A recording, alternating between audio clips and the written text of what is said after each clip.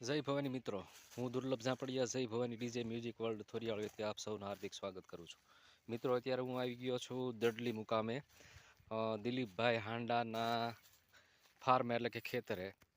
તમે જો તરબૂચની સરસ મજાની ખેતી કરે છે. ઠંડા મતલબ કોકાકોલા નહીં, ઠંડા મતલબ તરબૂચ, એવી સરસ મજાની ખેતી દિલીપભાઈ હાંડા કરે છે ને તરબૂચ લેવા અમે આવી ગયા છીએ.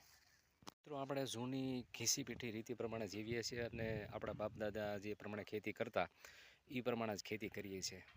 આપણા બાપ દાદા ખેતી કરતા, એમાં કપાસ વાવતા, આપણા બાપુએ કપાસ વાવતા અને આપણે કપાસ વાવીને મરી જઈશું. કોઈ પરિવર્તન નો, કોઈ ચેન્જ નહીં.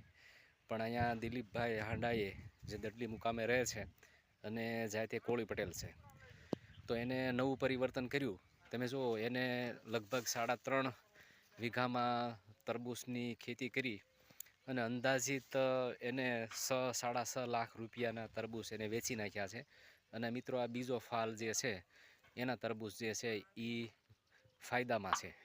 તો મિત્રો, 3.5 વીઘાની ખેતી કપાસની કરીએ તો લાખ રૂપિયાનો કપાસ કદાચ થાય કે ન થાય, ખર્ચો બાદ કરતાં તમે વિચારો કે આજની મોંઘવારી, આજની મજૂરી, આજનું ખાતર ને આ બધું મોંઘવારીને બાદ કરતાં ખેડૂતોના હાથમાં માત્ર રહેશે ઠેંગો, બરાબર છે.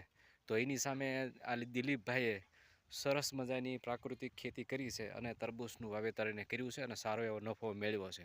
તો મિત્રો, પરિવર્તન એ જીવનનો નિયમ છે, તો પરિવર્તન કરતા રહો.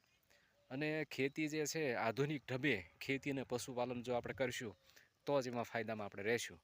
તો મિત્રો, સરસ મજાની ઓર્ગેનિક ખેતી કરી છે અને મધ જેવા ગળ્યા તરબૂચ એને જે વાવ્યા જે છે એ સરસ મજાના મધ જેવા ગળ્યા તરબૂચ છે.